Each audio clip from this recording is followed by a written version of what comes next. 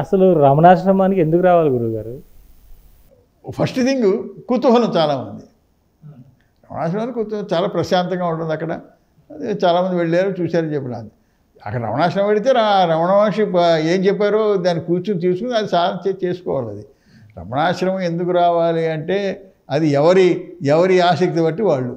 మార్గంలో ఉన్నవాళ్ళు కూడా, రమణతత్వంలో ఉన్నవాళ్ళు కూడా, రమణ మార్గంలో ఉన్నవాడు రమణాశ్రమం రావక్కర్లేదండి. ఆయనే చెప్పాడు. మా స్వామి చాలా కాలం బాధపడిపోతూ వెళ్ళిపోతూ, స్వామి ఎలాగే మేము వెళ్ళిపోతున్నాడు, నువ్వు ఎక్కడుంటే అదే రమణాశ్రమం అని చెప్పాడు. ఆయన చాలా ఖచ్చితంగా చెప్పాడు ఆయన. అది ఓకే, ఏమంటే రావాలని లేదు, రాకూడదని లేదు, రావక్కర్లేదు అలానే లేదు. నువ్వు ఏదైనా అవకాశం ఉండి వస్తే వెళ్ళు, చూడు. కానీ ఇక్కడికి వస్తేనే ఏదో అవుతుంది అనుకోవడం ఆ మరకే తిరుగున్నామలే కూడా. నువ్వు ఇక్కడికి వస్తేనే ఏదో జరుగుతుంది, ఇక్కడే ఏదో అది ఎవడు ప్రారంభం వాడిది. అంటే ప్రత్యక్షంగా ఇప్పుడు నేను మీతో ప్రత్యక్షంగా ఇలా కూర్చున్న అనుభూతికి, పరోక్షంగా ఉన్న అనుభూతికి రెండింటికి తేడా ఉందంటారా? ఇక్కడ ప్రత్యక్షంగా లేదు, ఇక్కడ ఏముంది? ఇక్కడ ప్రత్యక్షంగా ఏముంది? సేమ్ అదే ఆకాశం, అదే ఇవి ఉన్నాయి. మీరు వాటికి ఏదో మీరు ఆపాదించారు, ఆలోచనలు ఉన్నాయి అంతే.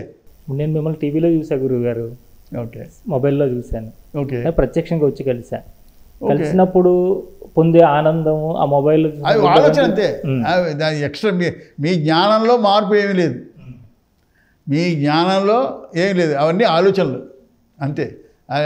టీవీలో చూసినట్టు దూరంగా ఉన్నా, ఇక్కడ దగ్గర ఉన్నంత ఆలోచన తప్ప. ఎందుకంటే మీరు నన్ను చూస్తున్నా కూడా నేను జ్ఞానంగా తప్ప మీకు వేరే అనుభూతి లేదు, మీ జ్ఞానంలో ఏమీ మార్పు లేదు. అదే నేను ఒకటి చెప్పా, చాలా ఇంపార్టెంట్ పాయింట్ అది. ఆలోచన గురించి చెప్పే, ఆలోచన వస్తున్నప్పుడు జ్ఞానం మార్పు ఉండదున్నప్పుడు. అన్వేషణలో రాసిన అది, వాడు ఫ్రిడ్జ్లో యాపిల్ గురించి ఆలోచన వచ్చింది, అనలైజ్ చేసుకున్నాడు. మరి ఆలోచనలో మార్పు లేదు, జ్ఞానంలో మార్పు లేదన్నాడు. మరి ఎదురుకుండా చెట్టును చూస్తే మార్పు, ఎదురుకుండా చెట్టుని, వేప చెట్టుని చూసి చెట్లు బిడ్డలు అనే చూశాడు. ఎదురుకుండా చూస్తున్న వేప చెట్టు ఆలోచనకి, ఫ్రిడ్జ్లో ఇంట్లో ఎక్కడో ఫ్రిడ్జ్లో ఉన్న యాపిల్ ఆలోచనకి తేడా లేదు, మొత్తం జ్ఞానమే, మార్పు లేదు అని గ్రహిస్తాడు. చాలా ఇంపార్టెంట్ పాయింట్ అది. సో అంచేత మీరు టీవీలో చూసినా కూడా, లేదా ఎక్కడ చూసినా ఆలోచన తప్ప ఇంకేం కాదు, ఆలోచన జ్ఞానం తప్ప ఇంకేం కాదు. మనిషిగా పుట్టిన వాళ్ళు కొన్ని లక్ష్యాలు పెట్టుకుంటారు, కొన్ని అంటే ఎక్కడో కొంచెం రిటైర్మెంట్ ఏజ్ వచ్చినట్టు చక్కగా మంచి ఒక ఇల్లు కట్టుకోవాలి, చక్కగా పచ్చని ప్రకృతిలో ఉండాలి, ఇలా అని ఏదో పెట్టుకుంటారు. ముఖ్యంగా ఈ ఆధ్యాత్మిక మార్గంలో ఉన్నవాళ్ళు ప్రశాంతమైన ప్రదేశాన్నే కోరుకుంటారు ఉండాలని. ఆ చిక్క లేకపోతే ఆ ప్రశాంతత అనేది వాళ్ళు పొందగలుగుతారండి మరి? అది చెప్తున్నాను. ఇవన్నీ కూడా ఏర్పడినటువంటి అభిప్రాయాలు. ఒకటి ఇంకో చోటకి వెళ్తే వస్తుంది, ఇక్కడే రావాలి, అది వాళ్ళకు వచ్చే ఆలోచనల వల్ల జరిగేటువంటి ఇది అనేది. అంచేత ప్రత్యేకంగా ప్రదేశాల్లో లేదు, ఏమీ లేదు. అది ఒకటి వాడికి ఆనందం ఇక్కడ కలిగితే ఓకే, అది that is destined for him. ఆయనట్టు ఎవడి ప్రోగ్రాం వాడిదండి. Each one is a program. So ఆ ప్రోగ్రాంలో వాడు ఇక్కడ జరగాలని అనిపిస్తే ఓకే, వస్తాడు. అంటే వాడు నా జీవిత చర్మాంకంలో నేను గొప్ప ఇల్లు కట్టు, చక్కగా మంచి ఆలోచన అది ఎంతమందికి వస్తుంది? మన వాళ్ళకి ఎప్పుడు మన ఇద్దరికి ఉంది కదా, భగవద్గీత అంటే రిటైర్ అయిన తర్వాత చదువుకునేదని చాలామందికి మన వాళ్ళకి అభిప్రాయం. జీవిత చర్మాంకంలోనే మంచి, ఎక్కడైనా ప్రశాంతంగా ఉండొచ్చు, ఎక్కడైనా ఉండొచ్చు. అది వీళ్ళకి మంచిదే. ఒకటి కొంతమంది 70-80 సంపాదించి ఓకే, ఉద్యోగం చేయాలి అలా కాకుండా ఓకే, సంపాదన వచ్చింది, సరిపోయింది, బాగానే ఉంది, నేను కాస్త అక్కడ ప్రశాంతం. ఎందుకంటే నువ్వు అక్కడ అది యాక్టివిటీలో ఉన్నావు అనుకోండి, ఏదో మీటింగ్లో ఏవో ఉంటూ ఉంటాయి, అన్నీ లాగుతాయి. అలా కాకుండా మనకి కొంచెం ప్రశాంతంగా ఎక్కడ చోటకైనా వెళదాం, ఇవన్నీ లేని చోటుకి ఎక్కడైనా అని తప్పులేదు. విత్డ్రా అవ్వచ్చు, విత్డ్రా అయ్యి మిమ్మల్ని సాధన చేసుకుందాం ఉన్నా. కానీ విత్డ్రా అవడంలో ఉంది మీరు సెపరేట్. కానీ అక్కడ ఆ ప్రదేశంలో లేదంటాను నేను. ఇప్పుడు విత్డ్రా అవ్వాలని నిర్ణయించుకున్నాడు, విత్డ్రా కాలేకపోయాడు, అప్పుడు ప్రశాంతత కోల్పోడండి. అప్పుడు నేను చెప్పాను కదా, కాలేకపోవడం అంటే నిర్ణయం తంది కాదు, పరమాత్మ నిర్ణయం సరెండర్. ఏమో ఎందుకు అలా అయిందో,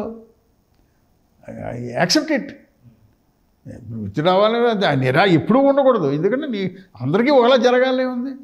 ఒక ఆలోచన వచ్చింది, అవ్వలేదు, ఓకే, అది కూడా పరమాత్మ నిర్ణయమే.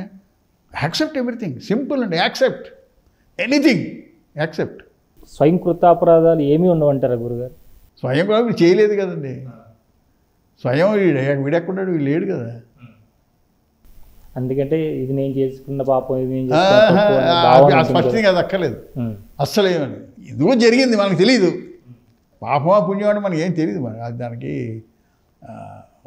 ఏమంటే కార్యకారణాలకి మనకి సెప్టెంబర్ 11 3,000 మంది పోయారు, ఏమిటి ఆ దారుణం. కానీ ఆ తర్వాత అంతవరకు అమెరికా ఆఫ్ఘనిస్తాన్కి ఎవడు చేశాడు, బట్ వాళ్ళని చెయ్యాలంటే ఇప్పుడు సీతను ఎత్తుకుపోతే కానీ రాముడు వెళ్ళ లంక వెళ్ళ రావణాన్ని చెప్పడు. అలాగే ఇలాగే జరుగుతాయి. అంచేత దేనికి ఎందుకు జరుగుతుందని మనం విశ్లేషించలేము. అది ఒక పర్టికులర్ పాయింట్లో ఇది తప్పు, ఇది వెప్పు, భగవంతుడు ఇలా ఎందుకు చేశాడు అని నువ్వు కుర్చీలో కూర్చొని మాట్లాడక్కర్లేదు.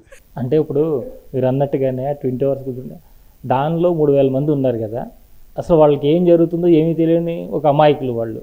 వాళ్ళకి ఆ క్షణంలో మరణం నిజంగానే రాసిపెట్టి ఉంది ప్రోగ్రామ్ అంతే అయిపోయింది. అది ఏమంటే మన కళ్ళలో ఏం జరుగుతున్నాయి అంత ఎందుకండి మీకు ఓ సైజులో అవి జరుగుతున్నాయి. ఇప్పుడు నిత్యం మీ శరీరం లోపల సూక్ష్మమైన జీవులు ఎంతమంది మీరు చంపేస్తున్నారు మీకు ఏం తెలుసు. ఇది ప్రకృతి, అది ఇంకా అది మొత్తం శక్తి యొక్క విన్యాసం, సైజు తేడా. మీరు ఓ సైజులో జరిగింది కాబట్టి అనుకుంటున్నారు, చాలా సూక్ష్మ లెవెల్లో చాలా జరుగుతున్నాయి. మొన్న అది ఎవరో డిస్కషన్ వస్తే అక్కడ బెల్లం మొక్క దగ్గర చీమలు అలా చుట్టాయి. వాడు మొత్తం చీమలను చెదరగొట్టడానికి చూస్తున్నాడు. వాడు ఎవడో చూసి బెల్లం మొక్క తీసేవయ్యా అన్నాడు. ఆ బెల్లం మొక్క తీసేస్తే అవి వెళ్ళిపోయి చెదరగొట్టక్కర్లేదు. ఏమిటంటే ఇందులో రాశా అంతే, నువ్వు ఉన్నావని అనుకోవడం వల్ల ఇవన్నీ వచ్చేస్తున్నాయి. నువ్వు లేవనుకో బెల్లనే చేయలే, ఇంకేం లేదు. So individual is to be dropped. Drop the individual, everything is okay.